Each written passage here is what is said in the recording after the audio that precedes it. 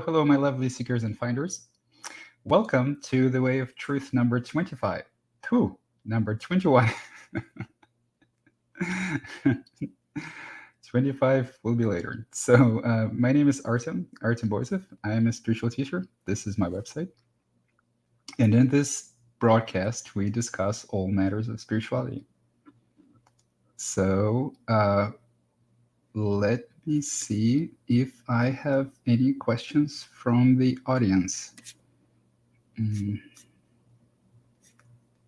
Let me take a look.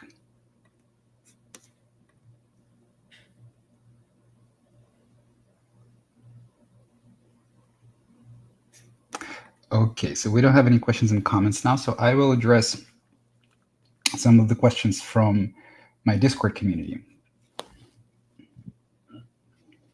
So before I do that, I would like to invite everyone who is watching this broadcast to join it in person.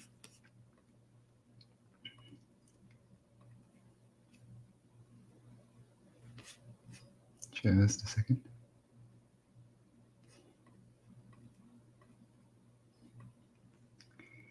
Yes, so if you wish, hello, Reddish says Joe, hi, Joe. So the best way to participate in this broadcast is to participate live.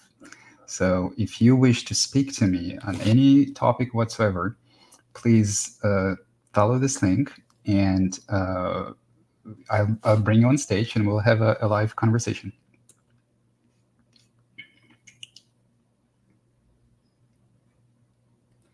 Okay, so we have a few people watching. We have 9 people watching. If you don't want to speak live, then please submit comments to both YouTube and Facebook. It's broadcasted on both YouTube, Facebook, and actually even Twitter. So I'll be able to see your comments and bring it up and address them. So I don't have any comments yet, but I do have a backlog of questions from our Discord community. So we have a Discord community. Let me mention it also. I keep mentioning it in every one of my broadcasts. So we have a wonderful, beautiful Discord community full of beautiful people undergoing their own transformation. And if you wish to join it, just follow this link.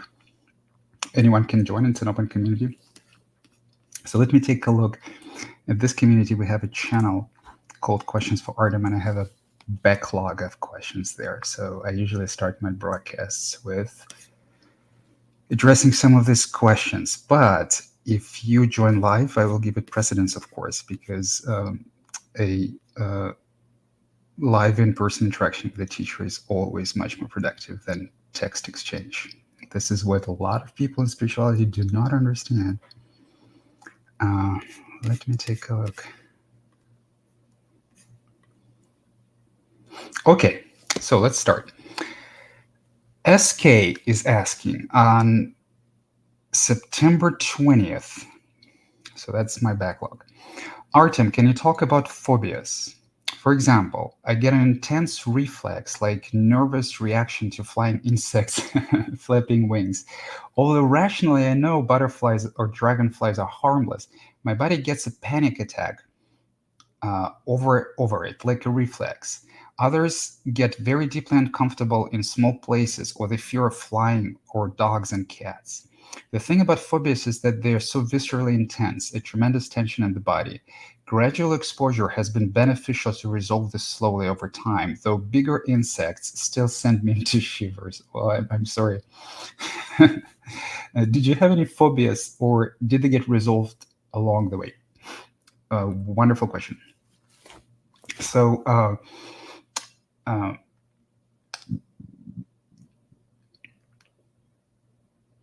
so the ego is very fearful, right? So every one of us in the separated state carries a lot of fear.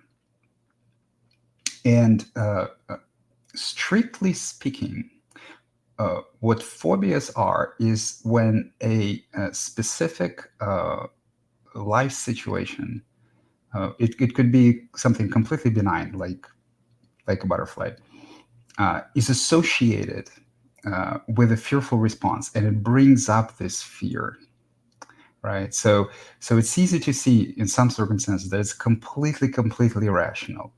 It could be uh, somehow connected to events in the past. So that's why in a sort of a less sane spirituality, people say things like, "Oh, you're afraid of water because in a previous life you drowned," or something like this.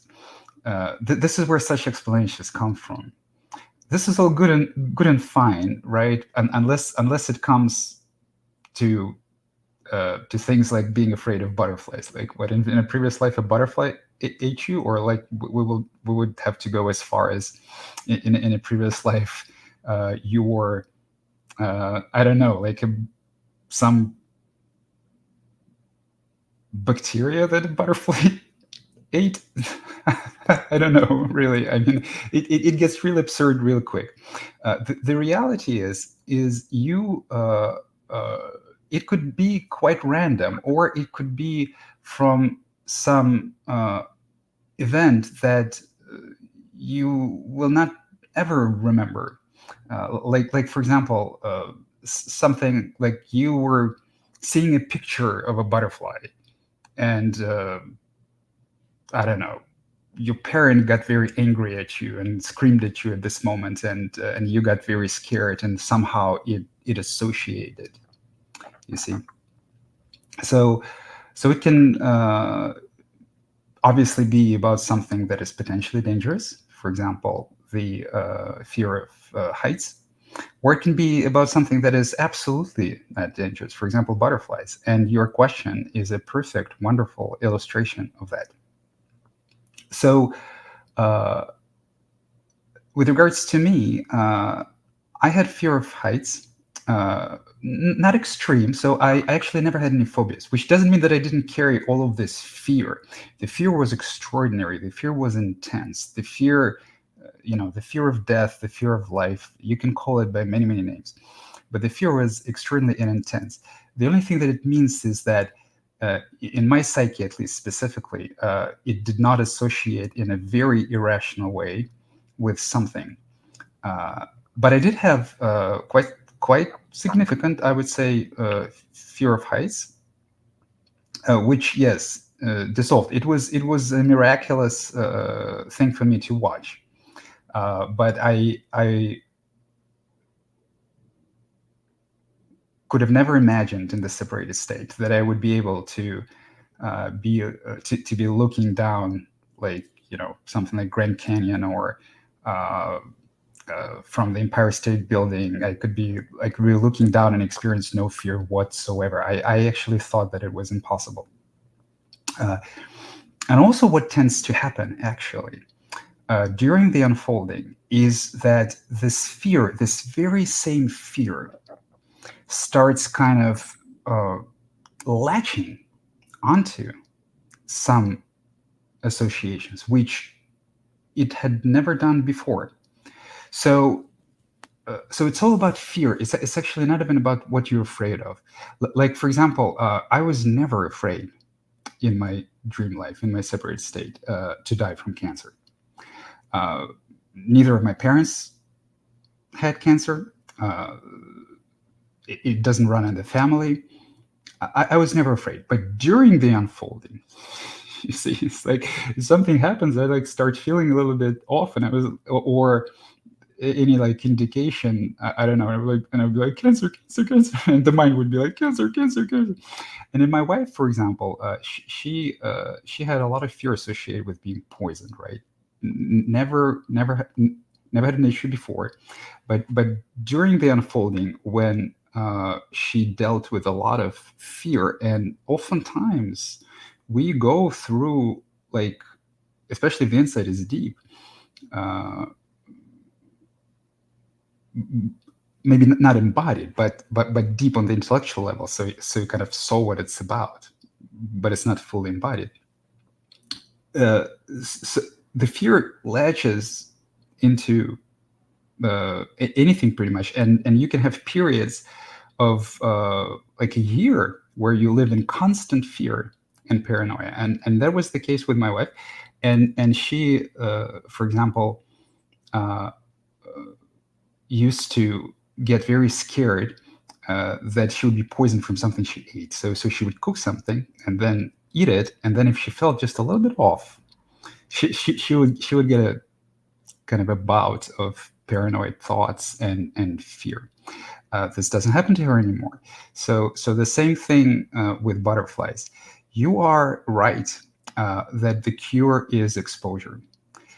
So this is actually a very general observation. So it applies to not only fear, but it applies to every difficult experience on the spiritual path. It applies to anger. It applies to shame. It applies to jealousy, even. Like it applies to hatred. It applies to every difficult experience that we reject. The cure is exposure. So I even oftentimes give this example with regards to what spiritual path is really about, that how do you cure a person with an irrational phobia? Through slow exposure, right? And just like you do not cure a person with an irrational phobia by throwing them into it in an extreme way, like for example, if you have a fear of snakes, you do not cure a fear of snakes by throwing you into the enclosure full of snakes, non-venomous, completely safe, but you cannot really heal this fear this way. What's going to happen is that most likely the person is going to be so overwhelmed, so kind of traumatized. It's not really traumatized, but because it's not something dangerous. You actually can only be traumatized by something dangerous. It's the existing trauma, but it's going to come up so intensely, and the person is going to have such an intense, overwhelming experience that they're not even going to let you try to deal with this issue or help them deal with this issue any longer. And that is exactly what happens with people who, for example, take too large dose of a psychedelic too early, too much, or have some very, very intense spiritual experience which they were not ready for. So this can get dissuaded them from the spiritual path. So slow, ever increasing exposure to perceived dangers, but that aren't really dangerous. And of course, it's important to maintain self-awareness, to explore the fear, to let the fear arise, to let the fear fall. And through this exposure, you slowly gain an understanding that this fear does not kill you, that this fear is just a difficult experience, that you absolutely can survive it, that it just feels real bad, but it's not dangerous. It doesn't hurt you. And with that growing understanding, you open up deeper and deeper to this experience, and then sooner or later, you start seeing that it was all about resistance to fear, and the same process happens with all the other gunk, actually. So your question is in a way kind of the central question. Even you could put it this way, to the entirety of the spiritual path. I hope this helps. Let me answer another one. ERNIGS is asking on September 23rd. Artem, your suggested approach seems to be centered around emotions. That's correct. How does it lead to dissolution of self? Let me read the full question. It really helps to reduce my suffering, just experiencing the temporary emotion as it is, without resisting it and getting lost in the mind stories about it, which drastically increases and prolongs the painful feeling. I mean, you mean if you get lost in the mind stories about it, then it drastically increases and prolongs the painful feeling. But I can see the connection this process has with seeing and deconstructing the ego. Also, if someone is practicing it a different way enriches self-realization. I guess they would have more stuff coming up later, darker dark nights. For example, using self-inquiry, it revolves around seeing the ego and letting go of false sense of self. In this way, are the emotions more neglected, or the dissolution of the ego is parallel to reduction of resistance to emotions? So that it's one and the same, a different approach, just working with the other side of the equation. Thank you. Wonderful question. So yes, it is one and the same. The dissolution of the ego is parallel to reduction to resistance of emotion. The ego is basically constructed by, you could say it consists of emotions. So it's not a very precise way to talk about the ego, but it's the most overlooked part of the equation. And actually, Adi, by the way, talks about it. He talks about how the ego is supported by the emotional life. I don't quite remember how he phrased it, but he speaks about it in the same way. Tolle speaks about emotional body. Oh no, I think Tolle speaks about pain body, right? So Osho talks about emotional body. All of these teachers point to the same thing. So the ego is basically a combination of the thoughts. A lot of them are false.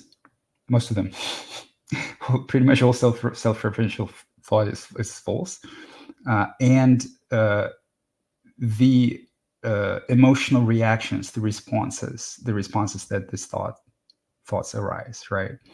So this is why in spirituality there is a emphasis on thought. That's actually a misguided emphasis, because what happens later, which is also indicated in your question, is that if a person reaches the insight that the ego doesn't exist, and all this happens in consciousness through any other method, and it doesn't really actually matter through what method that you reach it. It could be a very deep concentration practice. It could be psychedelics. It could be anything else. Then what will happen is exactly what you described. So later, after self-realization, all of the emotional suppressed material, all of the unconscious suffering is going to be excavated by awareness and is going to be experienced. That's why there are so many kind of completely unhinged people who are very cruel, who get angry very easily, and they claim enlightenment because they had insight. But the emotional difficulty, the emotional pain is still there. And of course, that's also what, for example, Osho meant when he said, when you find your being starts to hurt you. So he meant that even after you find consciousness, then this consciousness is going to explore these suppressed unconscious pains, and these are all emotional pains. But emotions are very physical, so they're sometimes perceived as energetic pains. And also the body accumulates tensions, like muscle tensions and all the other tensions. So there could be pains in the body. It's imprecise to say that it's only emotion and nothing else. But emotions are very important. I don't remember who said it. Maybe even Gautama said it. I don't quite remember. But there was a saying that all feelings are pain, and this is actually right. So all the emotional feelings, not the feelings of the body, not like what you touch, but all the emotional feelings and energies is pain. Positive and negative ones, actually, both of them. So in my view, focusing on the experience itself, and especially the unpleasant experience, is everything that is needed. And all the shifts in consciousness are going to happen as a result of that. But it's also a matter of the depth of practice, right? Because if you just take it as, I'm just going to live my ordinary life, not meditate and feel the emotions, even that is going to be beneficial. Uh, Feeling the emotion without having the need to react to it is what is called emotional maturity. So the more emotionally mature you are, the less reactive you are to your own emotional experience, the more you are able to see reality more objectively, you know. So even the advice that is not spiritual advice but just common sense, like count to 10 before you respond, write an angry email but don't send it until the next day. It is if you still want to send it the next day. So so even this advice is still centered around the understanding that our emotional experience distorts our view. It distorts our view of reality. And that's what the ego does also. So they are deeply connected. They are one and the same. The emotional part of the ego is actually way deeper than most people assume. It's much more important than most people assume. Working through it is what constitutes true embodiment. So you can begin doing it after self-realization or before self-realization. Oh, sorry, you can begin doing it before self-realization. You would still be looking. You would still be going into the right direction. And most people in spirituality underestimate it. They think it's all about thought. That's not true at all. The authentic deep embodiment is not about thought. It's about accepting of the emotional experience, energetic experience. It's about accepting on the experiential level what was perceived before to be painful. And as we accept it deeper and deeper, we see for ourselves that the pain was actually perceived, that part of the pain, and actually you could even say all of the pain, is resistance. So the degree to which you are resisting your emotional experience, the degree to which you don't want to be looking into it, is the degree to which you perceive it as unpleasant. It's one and the same.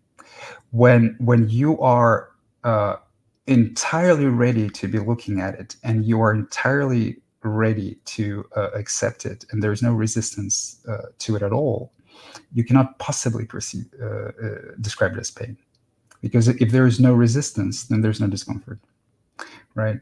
So all discomfort of when it comes to our inner world is the same as resistance. The body is a different story, of course. Like, for as long as you live, you're not gonna like pain, but the emotional pain is a different story. So even if, coming back to my previous point, even if you just adopt this practice of accepting the emotional experience, you will see improvements in your life. You will see better decision making. You will see diminishing susceptibility to conflict and aggressive, irrational behavior. But of course, if that's all you do, if you just live your life and notice and process your emotions, it will probably be insufficient to reach enlightenment if that's what you want. Why? Because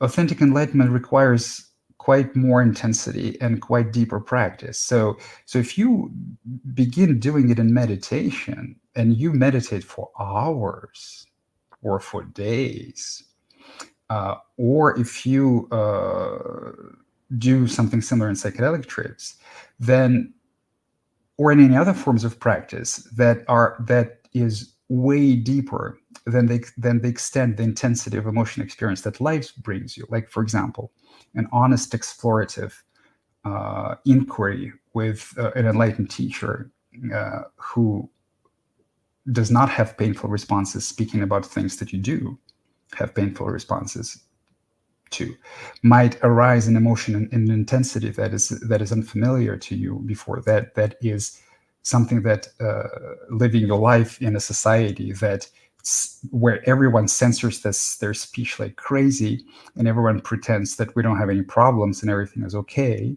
even though it's a complete clusterfuck. So living in this way will just not bring it, you see.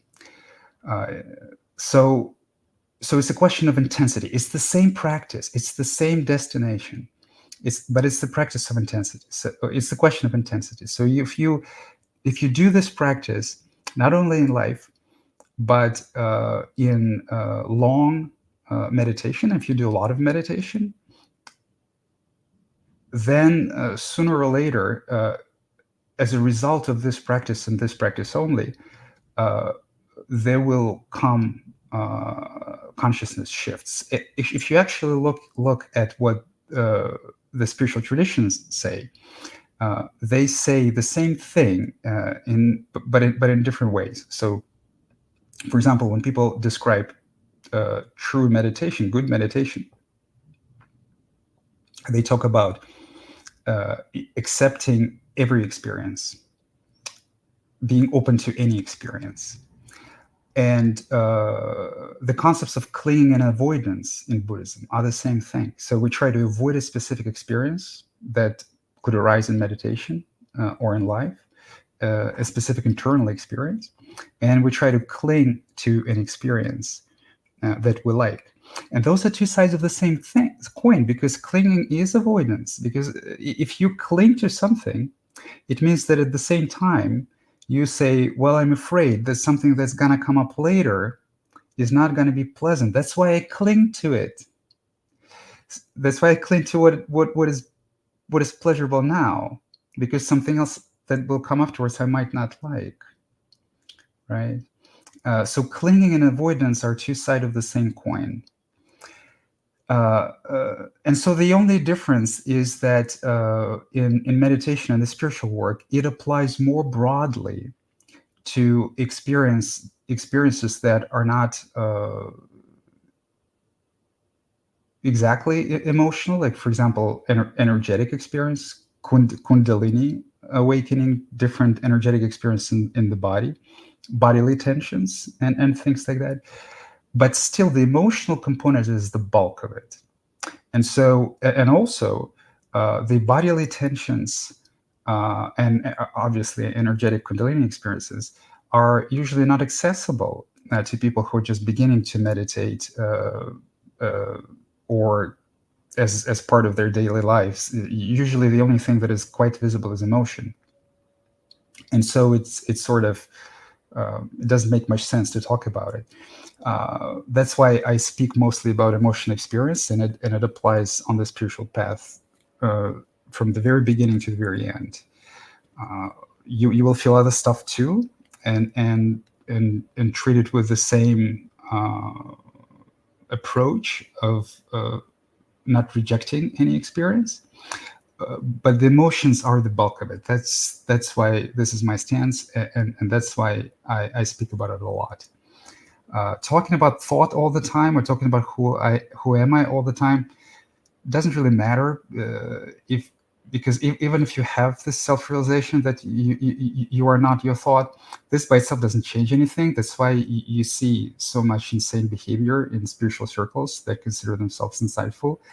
The only thing that really changes things, the only thing that really increases your well-being, it transforms you and improves your quality of life, the transformation of an individual, is the level of embodiment, not the level of intellectual insight. And if there is a lot of resistance to emotion, then after self-realization, it all comes up quite intensely, and that's why you see like psychotic episodes or very strange emotional behavior, spiritual narcissists, like lots of stuff. So that would be my answer to this question. Now let me take a look if we have any new comments. Okay, AEL 9730 says, "Hi Artem, thank you for your teachings. You're most welcome. I would like you to address the experience of self-realization in college, how one should navigate this transition." Oh, I am sorry, my friend. This question is too vague to even begin to address it without talking to you. So I actually recommend you scheduling a one-on-one session with me. Let me post a link. Hold on.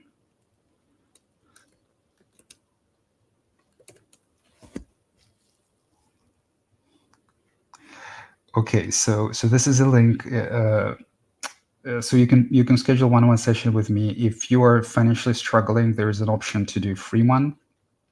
There is a $25 option, And then there are all kinds of different options for people with different level of income. So let's talk about it in person. It's very difficult to address questions like that without knowing you. I mean, I know you have been coming to Satsangs consistently, and you've been posting questions, but I don't think that we have ever spoken.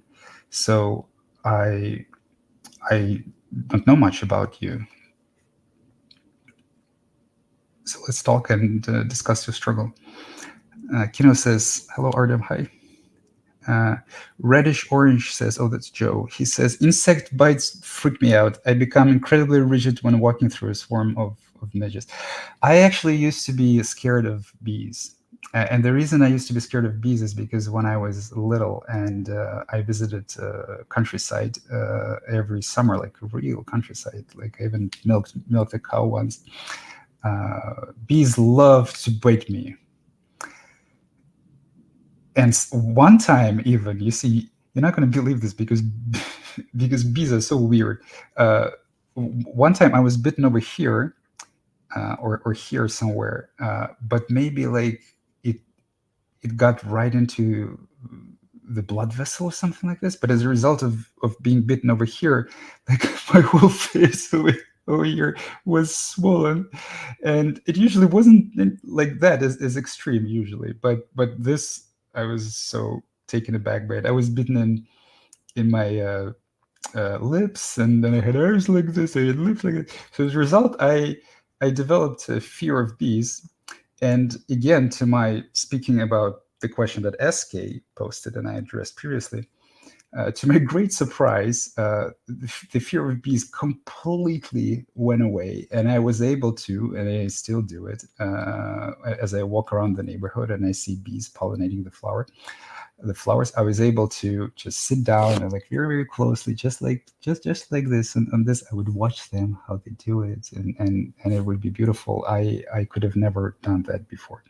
So the egoic fears are irrational, but they get attached to either what happened to you or get associated in some other ways. But it's not about previous lives. Actually, reincarnation is a myth. Okay, Flora is asking, hey Artem, is our path written? A lot of spiritual teachers says, remember your purpose. Okay, run away from any spiritual teacher who says, remember your purpose. They're a fraud. There is no purpose. The purpose of life is life itself. Life cannot have a purpose. It's an absurdity.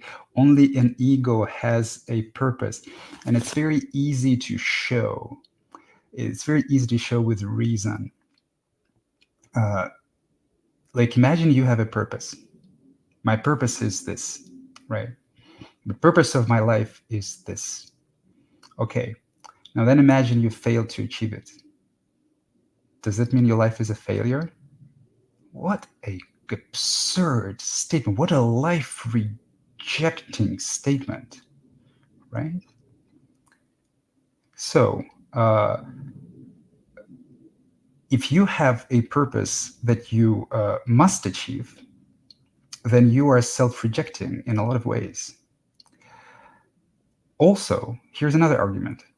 So you say, well, okay, it doesn't matter if I achieve it or not, but I just like doing it. This is my purpose. So the purpose is what I like to do.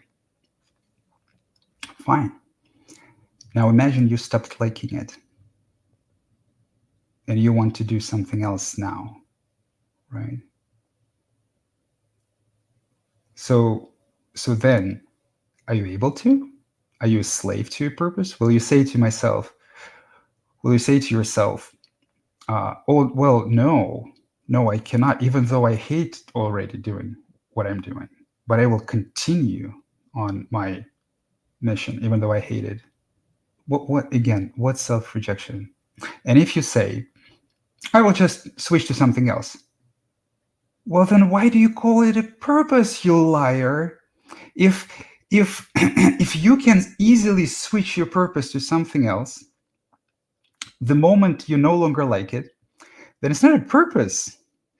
Then it's just something that you like to do, and you try to make it look grandiose and very important by saying that you have a purpose. You see, the purpose of life is life itself. Life is the highest purpose. Osho once said, life cannot have a purpose because any purpose that life would have to come outside of life, and nothing is outside of life, right? Because anything that gives you a purpose is, by very definition, is outside of it.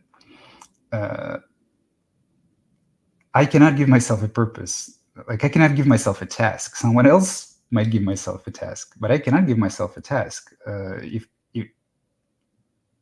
I like, if I'm free, then I do what I want, right? Then I enjoy what I'm doing. I'm not making myself, right?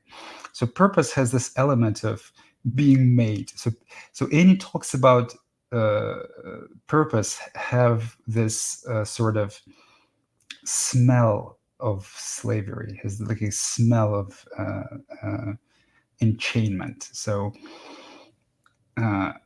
please don't listen to them. And with regards to your first question, is our path written? That's a sort of a philosophical question. You can say yes. So you can say that from one perspective, everything's already predetermined, because you can actually even view, even from the physics standpoint, you can view our universe as let's simplify it a little. So I'm going to simplify it a little. Every physicist would say not as simple, but I would simplify it a little. So like, you can view our universe as a three-dimensional, big, huge, infinite, maybe, I don't know, like three-dimensional object which changes in time.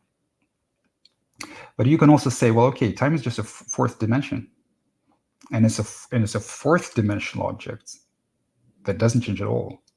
So it already exists. It's just four dimensions, and so from that perspective, the past already exists, the future already exists, and you have no control over anything at all, and you just a kind of a specific point of view in the universe, in a specific location, a specific time, and that's what you're experiencing, and that's consciousness. So, and then from this perspective, you can say everything's already predetermined. And then you can say your path is written, yes. But then, I mean, obviously, it becomes sort of not very practical, because then I can say, well, then talking to me is predetermined. Meeting a teacher is predetermined. Beginning to meditate is predetermined. Having an insight is predetermined. And then if everything is predetermined, then nothing is predetermined, because you see, something that can be applied to everything loses its meaning, right? So for example, if some teachers would say everything is a dream, life is a dream. Well, if everything is a dream, then the word dream loses its meaning. If you use the word dream, then you imply by this very usage that there's some reality, right? It's like, imagine that you have a huge canvas which is completely white, and there are absolutely no other colors. The question of what color is it is absurd. In the universe where there is no other colors, there is no white either. So any kind of statement which is of this nature, of this absolute nature, begins absurd, because the word loses its meaning. So the word dream loses its meaning if you also claim that there is no reality. And similarly,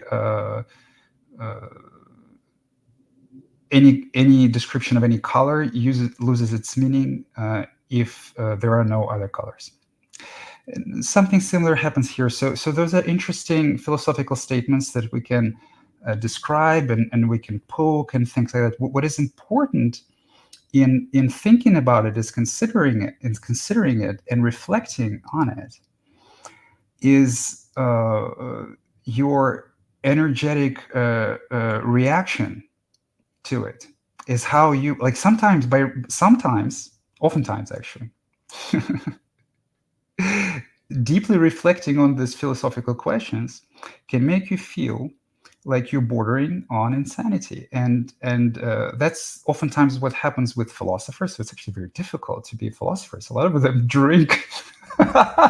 It's difficult to be a philosopher. So a philosopher basically is a failed mystic. That's what a philosopher is.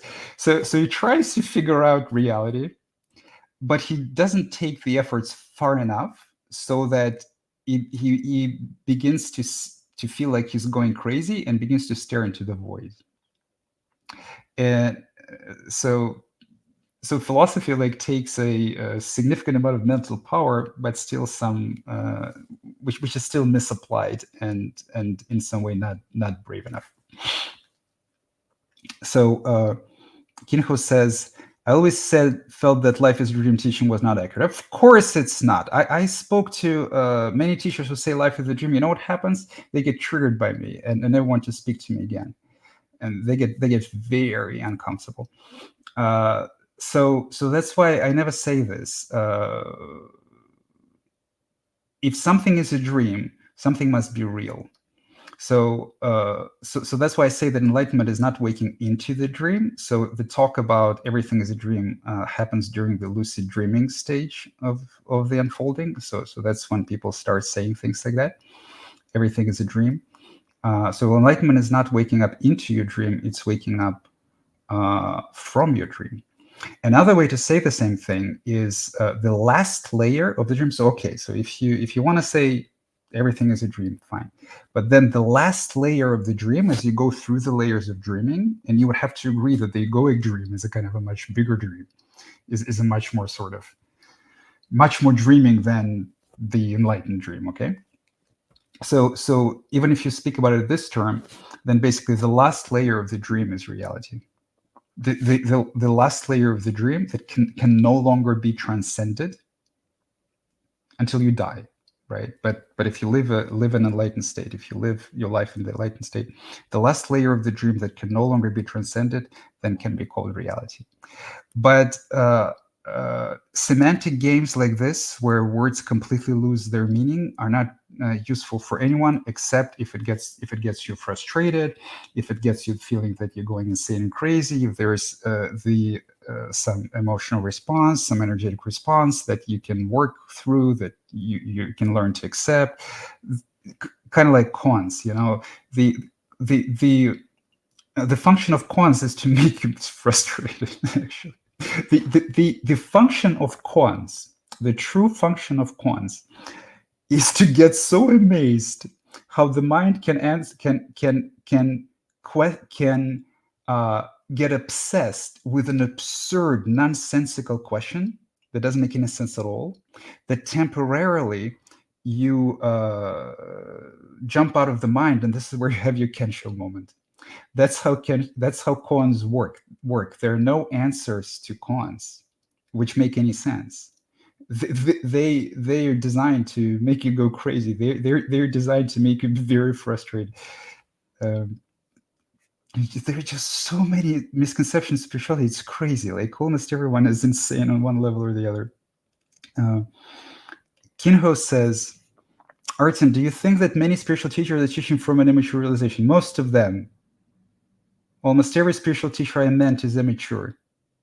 Almost every spiritual teacher I met is easily triggered by me.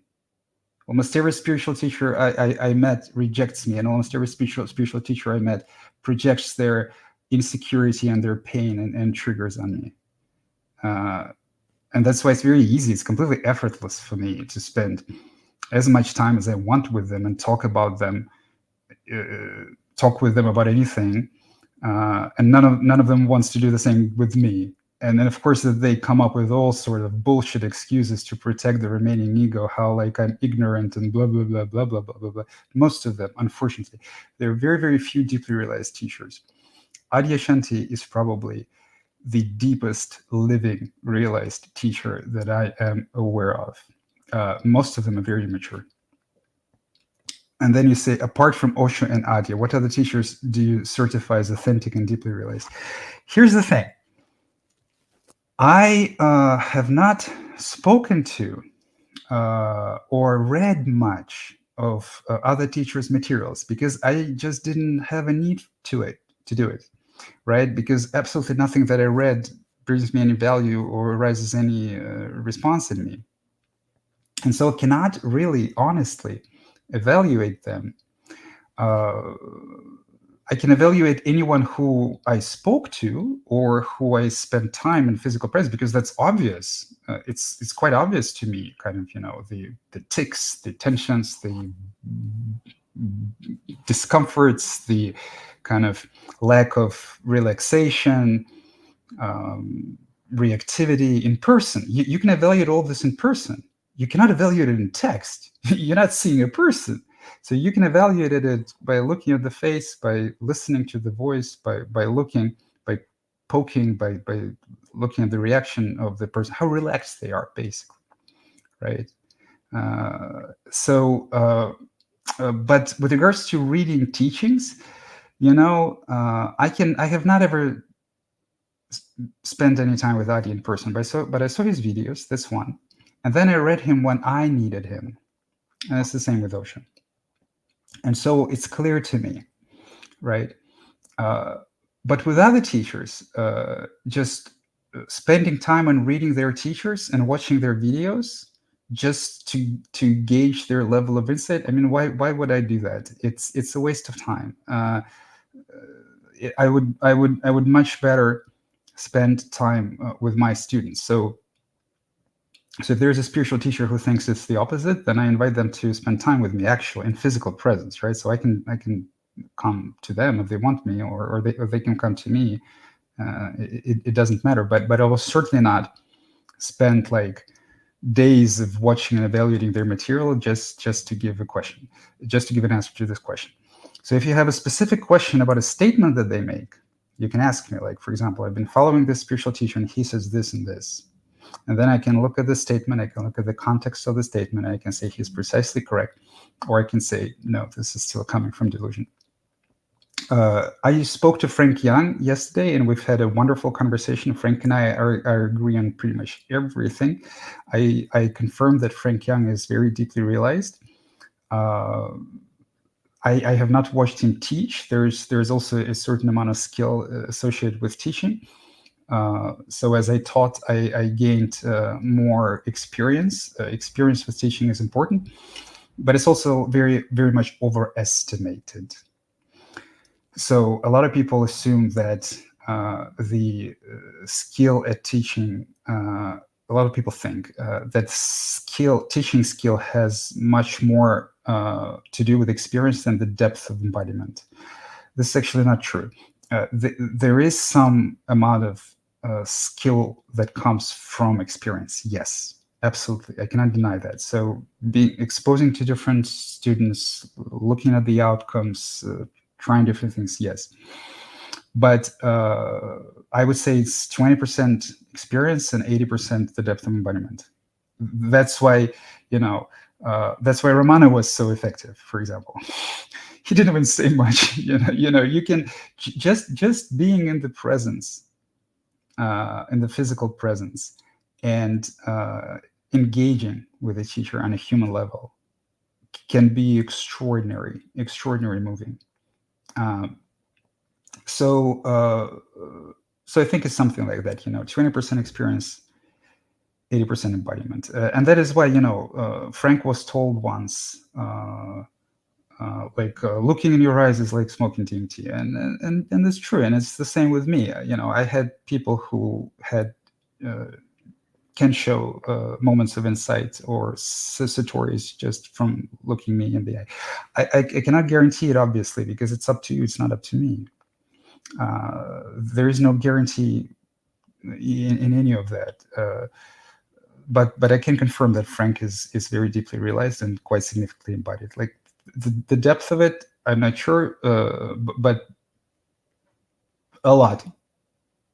So that's why we don't have pretty much any disagreement on anything at all, and we will be releasing this video soon. It was a wonderful conversation. I enjoyed it very much. Jacob says, I find the majority of the teachers of spirituality are blocked probably, in a state of consciousness. That is correct. They speak from a fail state for a me, as someone, but they deny this. If you are really, really realized, you don't know this, you don't care, and you simply live the body life. Yes, you're right. Yes. Well, it's not like you don't know this. You cannot not know this because you still remember the experience of how you used to be before. So it's not like you completely forget. So even when Osho says that to go beyond Gautama Buddha and to become completely ordinary again, and to return to the body completely and forget about enlightenment, forget about all spiritual aspirations, forget about all of this, it does not mean really forget, meaning that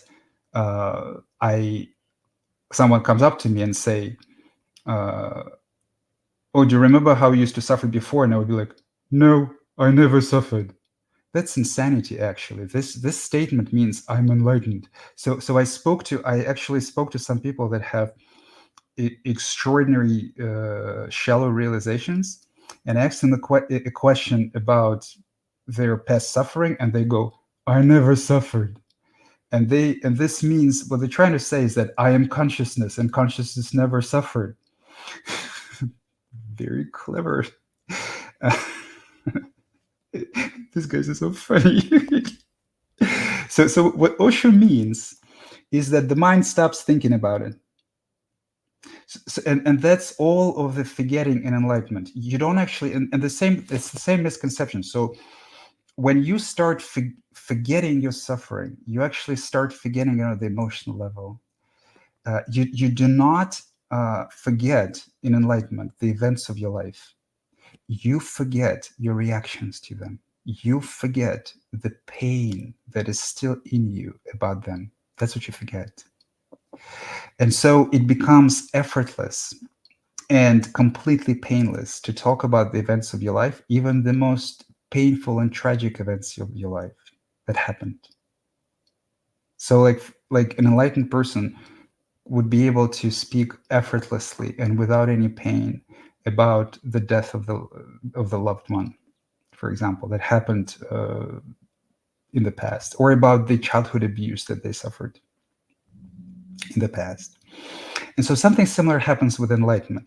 And of course, when it's fully integrated and health and you're completely healed, the mind stops obsessing over it. The mind is always only obsesses about things that are still unresolved, right? So for as long as some pain of the past is unresolved, the mind tends to think about it. So something very similar happens with enlightenment. So for as long as the enlightenment is not complete, for as long as it's unresolved, you keep thinking about it. Am I enlightened? Am I not enlightened? What about other teachers? Are they enlightened? Am I more enlightened than them? Am I not enlightened than them? Am I less enlightened than them? Is this person enlightened? Such fun. And my mind, of course, used to do the same. When it's completely resolved, there's no thought about it. You just see it very clearly. You know it's true. You know where you are. You know where everyone else, where other people are, to the extent that you can, to the extent that you engage with them. You don't stop seeing other people's problems clearly, but there is no reaction to it whatsoever, and there is no obsessive repetitive thought about it. So what was very true is that in some traditions, or I don't remember where I read it, but basically in enlightenment, the thought becomes mundane, and that's what Osho meant. Like completely forget about enlightenment, lose all spiritual aspirations, as he said. Forget about spiritual aspiration. Nothing is there. Everything is here, there, all is one. And so you completely stop thinking about it. The mind just stops thinking about it all.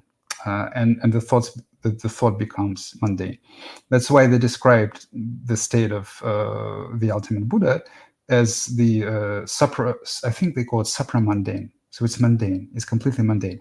But from the perspective of the ego, it's extraordinary. It can be perceived as godly. It can be perceived as, because the ego cannot understand it. The ego can only understand its suffering and its lies. And so, but in reality, it's our natural state. It's a completely mundane state. Okay, Jacob continues. But a lot of teachers propose this state of consciousness. It's a stage of unfolding, but we see that they are in the sky and not in the feet, and they to whom there are nobody. Yeah. It feels this way, right? But they still don't behave this way, right?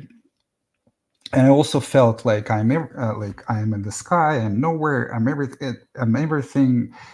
You look at as Osho said once, when a sage looks at the flower, he becomes the flower.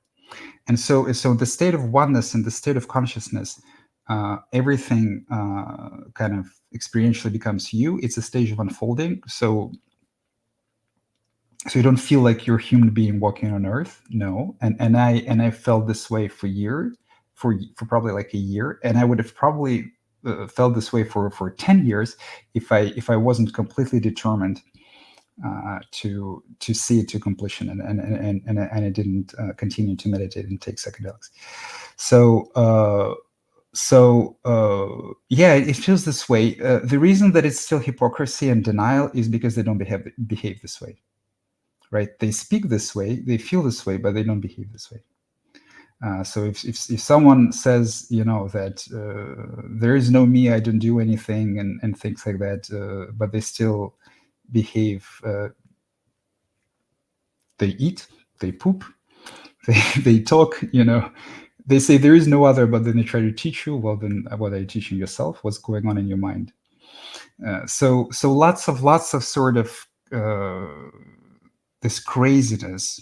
We can even talk about the whole path, the whole non-duality, like the whole path from self-realization to enlightenment as a continuously diminishing level of insanity in the mind. So obviously the most insane state is the dreaming state, and there are degrees to it, right? Like, for example, if you have a multiple personality disorder or have some extraordinary strange kinks like masochism, for example, then you are, or you're a murderer who loves killing people, then obviously you are departed from reality way deeper than most people, and there's much more suffering involved. So the same applies to psychopaths, malignant narcissists, and things like that. They were not born this way. They just suffer tremendously. They're completely disconnected from their hearts. They're very much disconnected from reality. So their dream is a really bad one. So there's one level of insanity with various degrees, but just speaking about the separated state. Then there is a state of all of these levels. It's less and less insanity, right? So there's some witnessing. People speak about soul. A little bit less insanity, still really insane.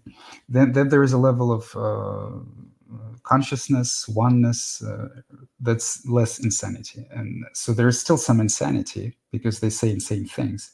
But what's lacking usually in this sense is the lacking elements of insanity are continuous search for happiness, continuous search for validation, asking. So complete lack of self-sufficiency. So there's already very deep self-sufficiency in this state. So the person doesn't need others to be happy. So significantly reduced level of insanity, and all the other things that stem from that. Like envy, anger. There's usually some still, but it's significantly reduced.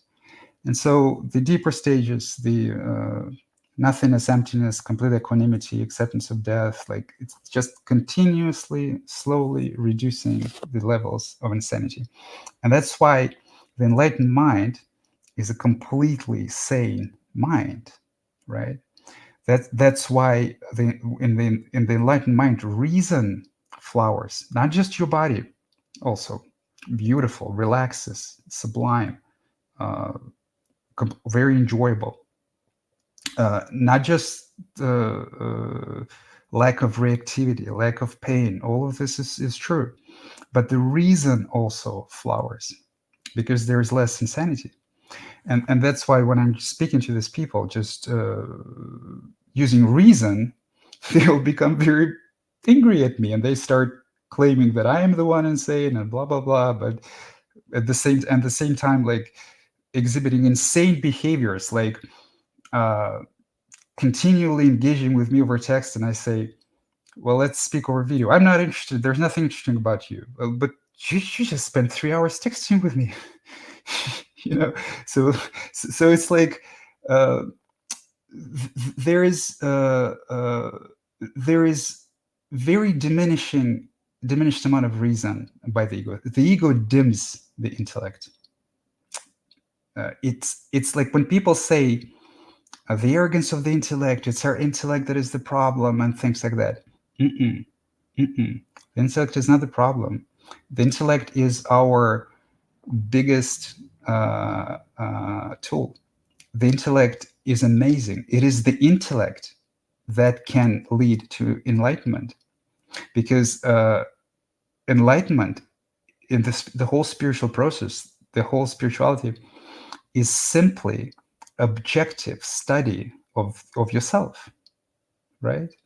And in order to study yourself objectively, you should lose the fear of it. Obviously, you cannot study anything objectively which you're still afraid of. So that's kind of how meditation works. So the intellect, unburdened by pain, becomes the greatest tool. So enlightenment is a completely rational, reasonable state. But the intellect burdened by pain, like the intellect that has been misdirected towards solving the pain in a way that doesn't work, becomes one of the most dangerous things. You see? So there's nothing wrong with the intellect per se. The very reason that the intellect becomes one of the most dangerous things when it is misdirected towards solving the problem of misery in a way that doesn't work is precisely because it is so powerful. See, if it wasn't powerful, it wouldn't be a problem at all. But it is so powerful that it can do so much damage if it's misapplied. Okay. There are many teachers and videos of individuals who say there is only this and no one to experiences. Is this delusion? Yes. Jacob Mike is asking, and I was angry that others were not realized like me. Yeah, I was too. It's the continued suffering of the ego. I made a division between me realized and the others not realized. Yes, that's right. Yes, this division also collapses, but it still does not mean that you cannot see it. You see, so all divisions are in the psyche, all divisions are in the mind, right? So as the mind goes to wholeness, all divisions collapses. All collapse. All divisions are kind of what divides is the pain. So it could be anger, it could be something else, but all the divisions are dissolved and merged through experience, through uncountable experience. So the psychological division between enlightened, not enlightened, is of the same nature, and so it collapses in the mind, but it does not mean that you just become completely blind, right? So when Osho said you can call this the state of ignorance also, when the completely enlightened person becomes indistinguishable from everyone else, he meant from the outside. He didn't mean that you completely lose your ability to see ignorance, right? Of course you can, but you're not pained by it. So all divisions create pain, and that's what also Ramana said when he said there is no other. He actually meant. I don't actually know to what extent he understood it. I don't think that he did, but a more proper statement is that there are no psychological other. So there are no other in the mind. There's only one mind. But if there are no other physically, then why would you teach? It's absurd, right? Okay, so phew, that was fun. So we don't have any viewers, and no one from the Twitter mob came to speak to me. They obviously all still hate me, but decide not to talk to me for some reason. We only have Maxime, so Maxime, I will bring you on stage, and I will probably wrap this up because I'm a little bit more tired today than usual, even though I'm very talkative. Maxime. Hello, my friend. Can you hear me? Yes. Great to hear from you. So I had a question about the Heart Sutra. When you say that nothing is separate from self. Yes. So can we also say that everything is the self? Like, yes, if nothing is separate from self, then so because this is really fucking up my mind.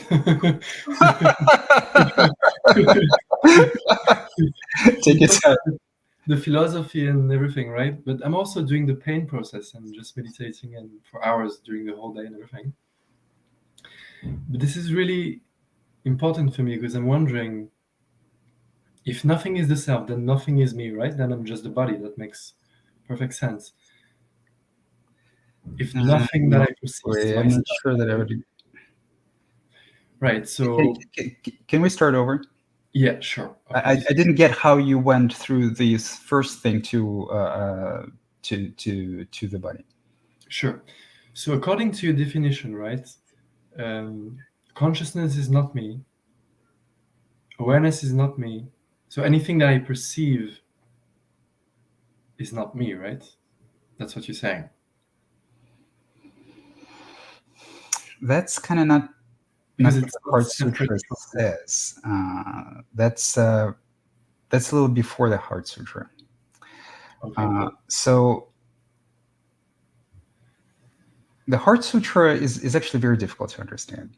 I did not understand the Heart Sutra until the very end. I thought I understood it.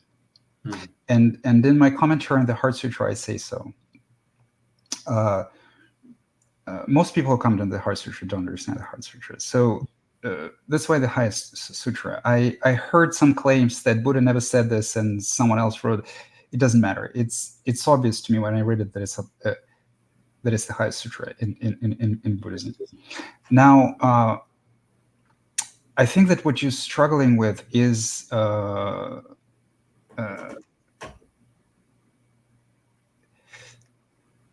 it's like I've had very similar realizations that you cannot. So if you see something, then it's not you by the very definition, because like the eye cannot see itself. Yes. Right?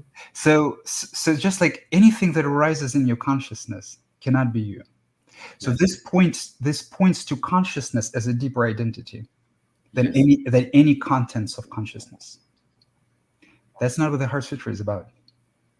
So if you want to discuss the Heart Sutra in this context, we won't have a productive discussion. So the if that is what you're seeing, if that is what you're struggling with right now, then I don't think we should be discussing the Heart Sutra. This is true. This is important. So this is important to understand and to kind of fully embody, to fully realize that every object of perception is not the perceiver. And it applies to absolutely everything. Mm-hmm. So this points to consciousness. Mm-hmm. Okay, so maybe I explained badly. What I meant is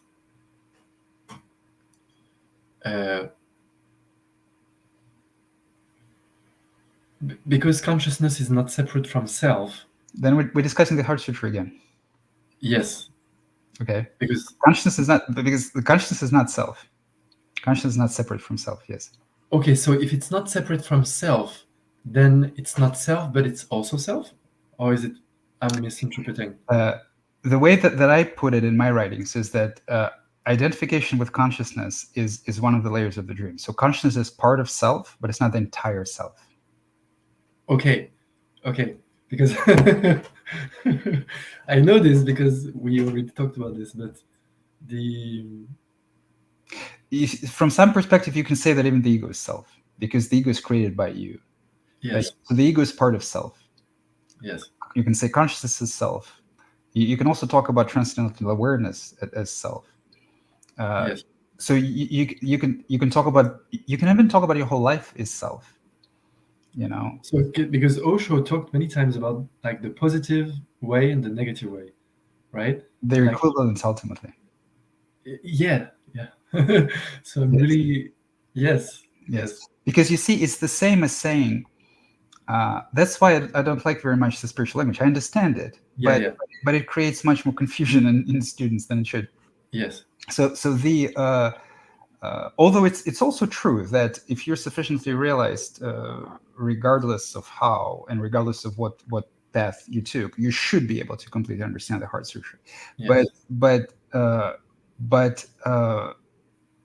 still, you see, it's like everything that you experience in this life, without exception, is you. yes, Ego is part of you. Consciousness is part of you. Any source of awareness is part of you. Any source of the void is part of you. Any source of experiences is part of you, yeah, yeah, without exception, up yeah, until the very end, up until the last moment of experience, right? yep, But then all of this is ultimately empty because of death. So you can look at it this way, very kind of clear way, and you don't really have to kind of think my way try through. to boggle your mind about what they meant in the Heart Sutra. In my commentary in the Heart Sutra, I also say, like, notice by the way that in my commentary of the Heart Sutra, I don't try to explain it. Hmm. I say, like, if you think that, you don't understand the Heart Sutra. If you Yeah, think yeah, that, you don't understand the Heart Sutra. So all I'm doing is I look at the statement of the Heart Sutra and I say, hey, look, the statement contradicts your current understanding, nothing mm, else. And then I explain why I do it, because I say that in my experience, absolutely nothing will help you understand something until you lived through this experientially. And that's the only reason. So it's kind of useless to try and explain something that you haven't lived through, yes, especially especially in a very complicated way, like the yes, Heart Sutra. The Heart Sutra actually is quite complex. Yeah. yes. Okay, because okay, this is very very nice because you know in I mean in Hinduism it's the opposite. Like everything is self, right? So Also I mean true. it's not Christian, right? That's also true. But The Heart but Sutra says that everything is self and nothing is self. then right then it's if it's both it does change a little bit because uh, because if I just say that nothing is me and everything is me, then it changes the equation, right? I can't even like hide it. Nothing is me. That's not me. That's not me. That's me. Then I'm also consciousness. When people train that that's not me, that's not me, that's not me, Yeah. uh, me, uh, they basically when it is uh, useful is when one thinks that me is the ego, Yeah. right? And so some manifestation of the ego, that's not me. Some manifestation of the ego, that's not me, right? But Yes. like, for example, if I flog you and you're in a lot of pain, screaming, "That's not me! That's not me!" Yeah. Of course. No, Not a that's very what. good spiritual practice. So we are talking at this stage about uh, in exploring the internal experience, and the internal experience in the separate state is full of egoic phenomena. Of And, course. and, and so not identifying with it as me ultimately leads to finding consciousness, but that's just the beginning of the path. And so the Yes. Heart Sutra is, in this context, is way afterwards. Yes. I know that. But what I meant is even when you have already integrated consciousness and you have passed it, it is still there. So so it's not me, but it's The egoic phenomena? huh? You mean the egoic phenomena? in No, consciousness? I mean, being everything and being nothing, it's still there. It's not on the foreground so much like before, but it's still there. Yeah. Yeah. Yes. So, But so it's the same. You see, in my language, like it's the same as saying, do I always remember that I'm alive, and do I always remember that I'll be dead? Yes, it's still there, always. right. So Always. I always yes, remember that I'm that's alive, to and I me. always remember that I'll be dead. Yeah. So it means both. It means that it's even when I've passed, I've gone beyond it, whatever, I've integrated it. It's not separate from me, so it's not me, but it's also part of me because I can't, even if I'm How often beyond it, do you I can't contemplate? escape it, You right? cannot escape it. Right. You cannot So escape it's still anything. there.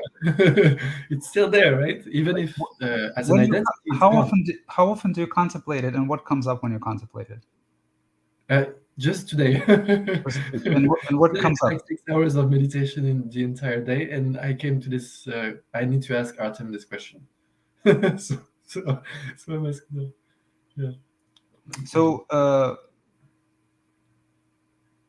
so let's do it this way. Let's try to like sometimes usually actually forming a good question is 80% of it, Yeah. right? So if you feel like you could benefit from greater clarity from me in this regard, Yes. form a very concise question, like a question that doesn't need like, oh, but the Heart Sutra says this and blah blah. Okay. Okay. Oh, Okay. that's the context of it. Let me explain. Like, here's a paragraph of text, and then my question. No, one sentence, and Okay. That I need to ending with a question mark. fact. And I think that by the time you formed it, you might not need a response from me. But if you still do, then just send this question to me, and I will respond to you. And I will probably also my response will also probably be very short, Uh-huh.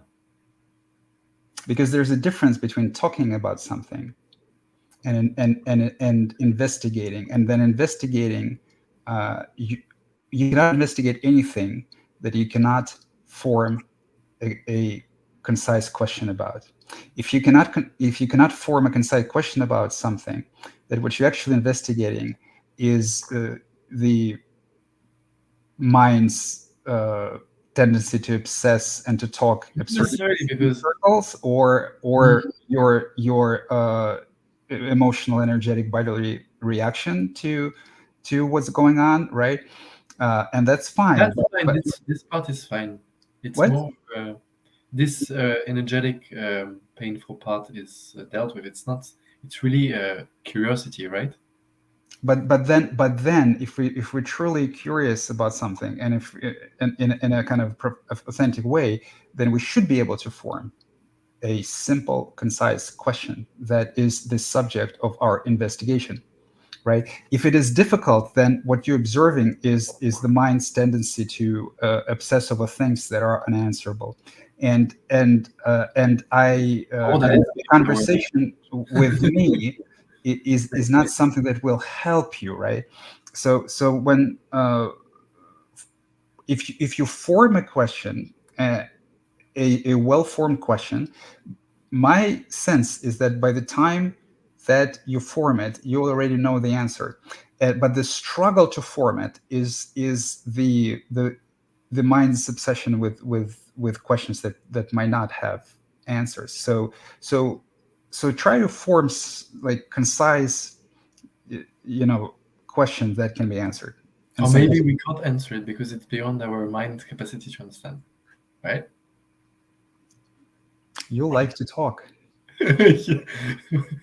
Okay, so I will phrase it, but in a very simple sentence, it will be Yes.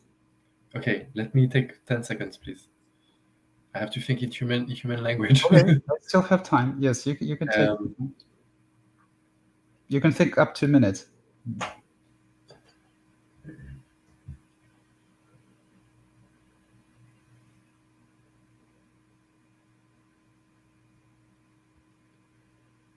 uh,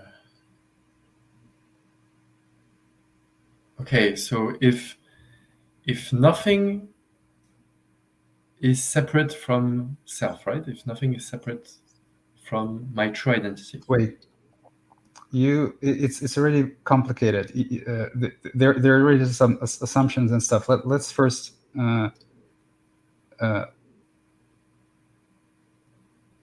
Do you agree that nothing is separate from self or not? Yeah. Yes. Okay, so then you say, is nothing is separate from self? My answer is yes. You agree with it. Perfect. Now, now please ask another question. Okay. Okay. So if nothing is separate from self, then it means none of this thing which is separate from self is me. Do you agree with this? What? So if nothing is separate from self, it means that Is it true that nothing is separate from self? yes. Then you don't need to do if. Wait, please. Then um,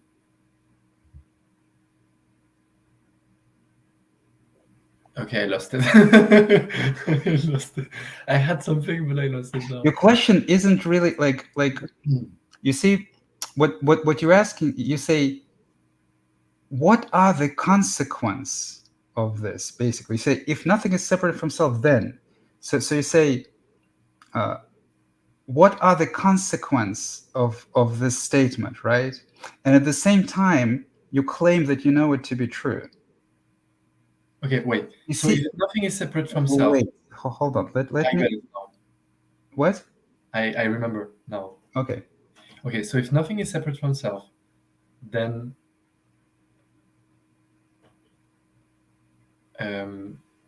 all that is not separate from self is not me, right? Maxim, listen to my point. My point is this. You were asking the question like this. If X, then Y, right? But I am asking you, is X true? And you say yes. I am asking you, do you know it to be true? And you say yes. But then your question investigates the consequence of it to be true. When you say if X, then Y, right? Yes. So you're investigating the consequence of it to be true. And my point is that if you completely knew it to be true, you wouldn't have to do it. True or not true? I'm open to it. Did you hear my point? Yeah, I agree. Yes. If you really knew something to be true in your own experience, you would not have to investigate the consequence of it. Yeah, because I'm not sure if it's true. Yes, I don't think that you're completely sure that nothing is separate from self. That's why it's hard for you to. No, it's not that nothing is separate from self that I'm not sure of. It's what it means that nothing is separate from self. Does it mean that everything You is would know self? what it means. Nothing is self. That's my question. You would know what it means. I wouldn't know. You would know. I would know. Yes, so maybe I don't know. I'm open to this, but in which direction I need to go then? You need to form a question that doesn't have this if. That's what I think.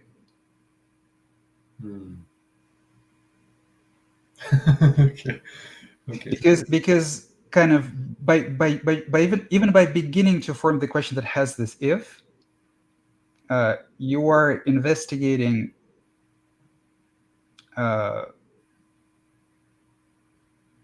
something on the level of logic, on the level of the mind.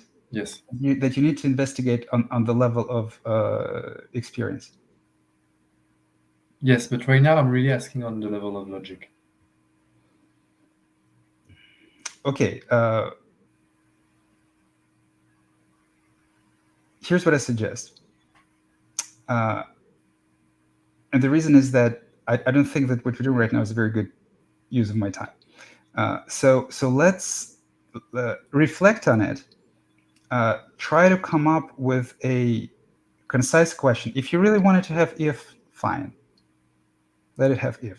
But if your question is if then, and I don't see a logical relation between them, then I will just respond non sequitur, and that's it. But so you can do if then only if it follows. If it's non sequitur, I will not respond to such question. And so try to come up with a concise question, whether it does have if then or whether it doesn't, but concise, and then I will give an answer. Okay.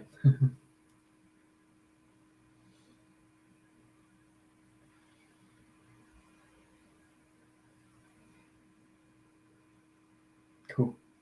Right. Thanks. Okay. Good to see you, my friend. It's Okay. So we have Vasco, but Vasco, it says your device is not connected, so I cannot bring you up. Oh, hello, Vasco. I can bring you up. Is your video working? Oh, It's working. yes. Hello, my friend. Cool. Hi there. Hey. Well, This I is- like your haircut. Thank you. Thank you very much.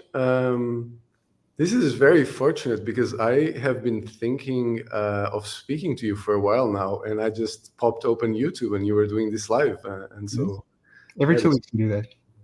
yeah, super fortunate. Thank you for doing it. I appreciate it. By the My way, pleasure, my friend. I'm going to tell my girlfriend after, and she's going to freak out. She's outside right now.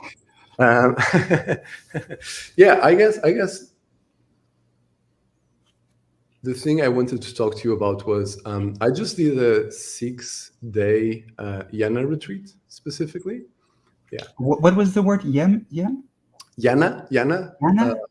like the those meditative absorptions that I you have. thought it's pronounced Jana. No. Oh yeah, maybe I'm mispronouncing it. Oh, okay.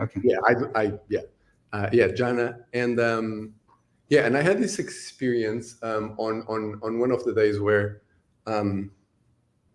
I was going out of the house to the place where I usually do the walking meditation, and I do, try to get in Yana there and so on. This was like by the 6th day or something, and as I went out, I had a thought, and as that thought rose, it was a partially silent retreat. I noticed that the thought had a reason, and I noticed its nature as thought, but that the moment it had originally a reason. Sorry, I'm going to do this another way. All my life, I have sensed that there's an inner and outer boundary where there's like, there's experience and there's inner experience, which is roughly at the limit of the skin boundary. And then that's like in or me. And then there's not me or outside, which is like everything else, right? Mm-hmm. And it has felt that also almost in a sense, this is more real than everything else because this is more stable through time. And yeah, I had this experience, and basically what it culminated in was the verbs get a little bit different or difficult, but sensed or realized or acknowledged or witnessed or understood that this and this is all of one kind. And it was as if the perspective, so like another way I've been saying is like, this is the observer, or used to be, and that's the observed. And it felt like all of this is actually the observed. That's and right. The observer was like back up there. that's what I call self-realization, when it's abiding. Yes. Right. By abiding, do you mean like it stays through time? Yes. Right. Okay. Yeah, that's really, yeah, I thought you might say that. Or like some people say, like the moment of Kensho or Satori, it's a moment of insight. Yeah, it is true. It's. Oh my God! I was. Congratulations. Thank you. I was not looking for it because I came to the Yana retreat, specifically I just work on concentration. I don't want to be passing and none of that. That's too much. Yeah, and it was, well, thank you for saying that. It's really rewarding to have your confirmation. And yeah, I guess my question was like, have you been through that? But then based on your answer, of course. Yes. And then the other thing was a little bit of a difficulty I've been having with it was something like it felt. I went through many emotions as I went through it, maybe in part because I didn't expect it or wasn't looking for it. And part of a little bit how it felt was that maybe this was like as not real or a dream as like everything else. And it almost felt like all of this is just a dream that's being dreamt by that thing there, like that vantage point. In some ways, true. So there are two ways to interpret it, and one way is to say that, like, you can say that the whole of life is just a dream of consciousness, meaning that the whole of life is just an experience dreamt up by death. You could, like, it's I know it sounds stupid, right? But we appear here from absolute nothingness, Yeah. and then dissolve into the absolute nothingness. So from some fundamental perspective, the nothingness is much more fundamental than anything else. So from some fundamental perspective, from that perspective, everything is a dream. Death is death is eternal. Life is temporary. Right. So, but that's usually not what's going on. Really, this is much deeper usually than what's going on. What's going on at this stage usually is that there are also. So this is true with regards to all the sensory experience. So it's true with regards to the vision. It's true with regards to everything that you sense. It's true with regards to hearing, touch, everything, right? You cannot live your life. You're an animal. You cannot live your life without that. But there is another way to look at dreaming, which is much more important at this stage. This, by the way, will always be true, and it's completely true, and it's obviously true. But there's another way to talk about it. Dreaming is imagination believed. So dreaming is when you imagine something and you believe it. You can say that eternal nothingness imagined your life, blah, blah, blah, but it's just such a philosophical mumbo jumbo. There is much more practical things to do, to talk about. Because the character, your persona, that is also very emotional, right? Is the imagination of the mind. And you believed it, and you still believe it to some extent. Yeah. And so all the suffering that is created by it is also created by false beliefs, by falsehoods. And there are lots of false beliefs, right? In relationships, in what you need to get, in like, are you worthy of love? Am I better than others? Am I worse of others? Do I deserve punishment? There are so many painful false beliefs, right? So the feeling is like everything is a dream. It can be very blissful and nice if we're talking about it from this first perspective, but it also can be sort of very disorienting and wary and somewhat scary, because now you'll have to go and deal, like, after this becomes abiding, and the deeper you go and you continue spiritual practice, you will have to deal with all of the bullshit that the mind has been talking to you for years, has been telling you for years, that has been separating you from this very simple objective experiential reality, right? And so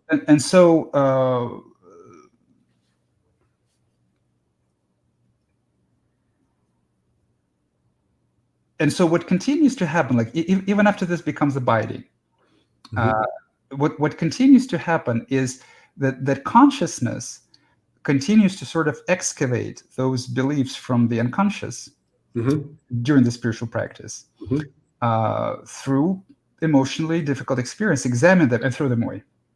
Right. You cannot throw away your vision. You cannot throw away your hearing. So you can talk about how all of this is dreamed from the perspective of eternal nothingness of death, but it's just philosophy, and it's true, but it's of no practical concept. You can throw away beliefs like, when someone rejects me, it means I'm not worthy. Or you can throw away beliefs like, I need this person to be happy, or this person's opinion is very important to me, and I need to earn his approval. You see, and so all of this sort of personal, the personalized belief of this character, of this conditioned persona, imagined persona, do tend to dissolve into it. And from that perspective, this persona is a dream. It was never real. Mm-hmm. None of this was ever real. All of this was imagined and believed. Yeah. Yes. That last thing you said a little bit dovetails with my follow-up question, if I may, if there's no one. Yes, we still have to. Yes. Which is, I think perhaps precisely because the experience didn't immediately become just abiding. It felt. Rarely happens, by the way, almost never. Okay, that's really useful to know. So. Yes, absolutely. Almost never, almost to no one it becomes abiding. There's usually like always some glimpses and back and forth. It's okay, that's really useful because the feeling was like, I saw that, and so I now, like I've seen it. Like this is not. I can't believe this. Yes, it's the same way I used to believe. That's right. But at some point, there is still an identification. And so there's like, I'm now identifying with what, at least for some time or from some perspective, I recognize as a dream character. Mm-hmm. And at the same time, there's a feeling of grieving for something that never existed, that never was real in the first place. The feeling of what? Grief? Grief? Grief. Oh, grieving. Yeah, grieving. Oh, yes, because it's very sad. Because it's extraordinarily sad. Right? I used to be so angry. Like when I would I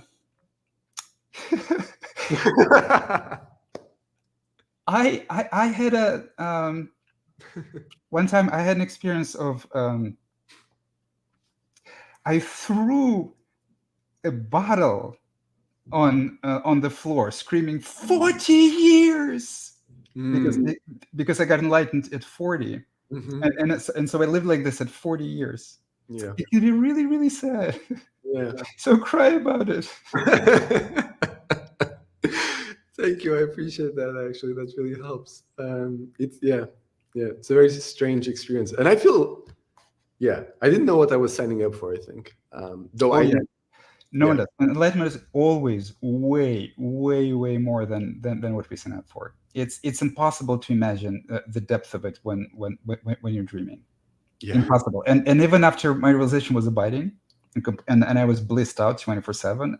After I screamed about like 40 years, and I cried about all the humanity, and kind of like I felt like it was Jesus's tears, and I cried about everyone who is still suffering in this delusion and blah blah blah. Even after that, I still underestimated the depth of the path. Right. It's really deep. So congratulations. Thank you. Oh, where do you live, by the way? I'm from Portugal. Okay. I thought that maybe if you were in the US, I would invite you to one of our retreats, but I'm gonna be there actually in March.